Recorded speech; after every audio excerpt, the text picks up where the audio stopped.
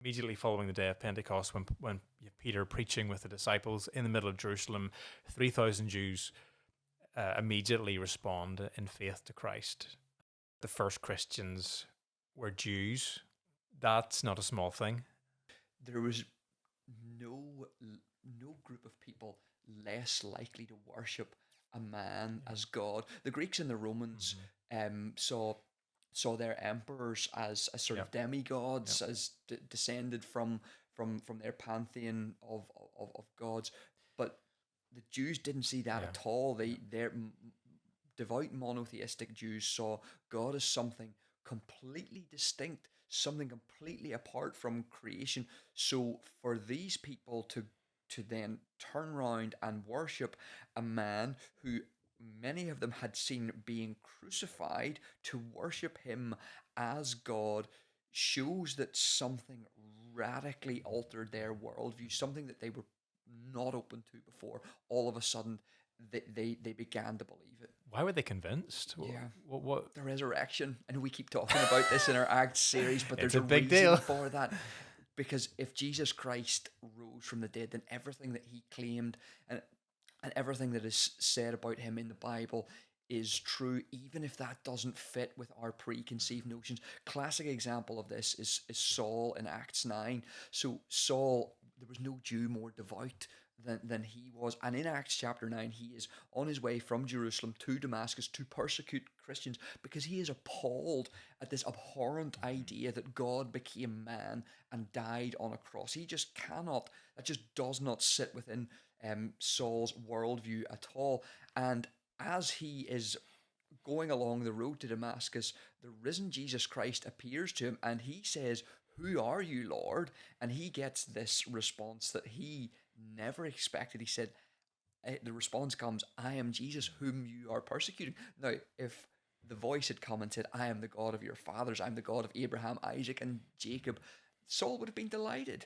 But when he said, "I am Jesus whom you are persecuting," that meant that Saul had to recognize that the whole foundations of his worldview were not correct.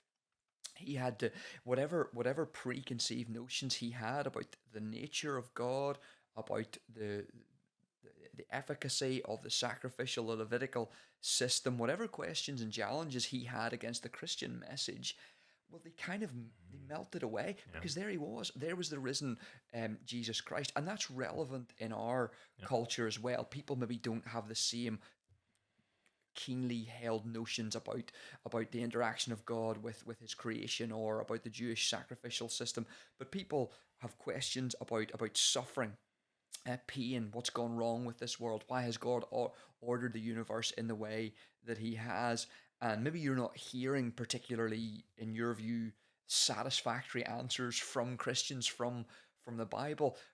But if Jesus Christ rose from the dead, then all of those questions kind of melt away. I'm not saying that they're not important, and I'm not saying that the Bible doesn't speak into those questions, because I think they do, and we've tried to do that in other episodes.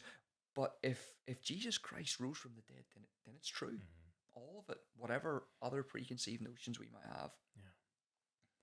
The Jews are also not only the first Christians, but they're also in the book of Acts the primary persecutor of the Christian. Just to re-emphasize your point, really, more than anything.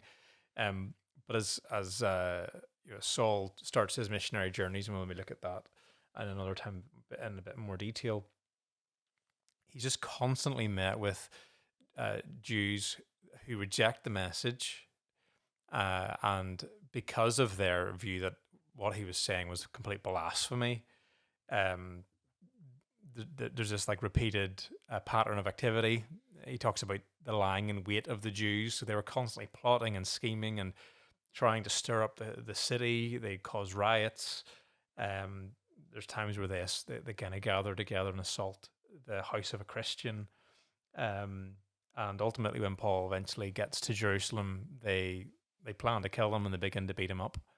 And so just that whole tone throughout the book of the Acts is this is not, as you said, a people that are waiting for new ideas and waiting for are easily impressed. They're not like the people of Iconium who saw Saul and Barnabas heal somebody and immediately start to worship them as as Mars and Jupiter. You know, the Jews are not like that. They are immensely offended at anyone that would claim to be a man and yet God. Yeah, yeah, absolutely. I think as the Greeks and Romans heard the gospel message, they had distinct sort of challenges and issues with what they heard.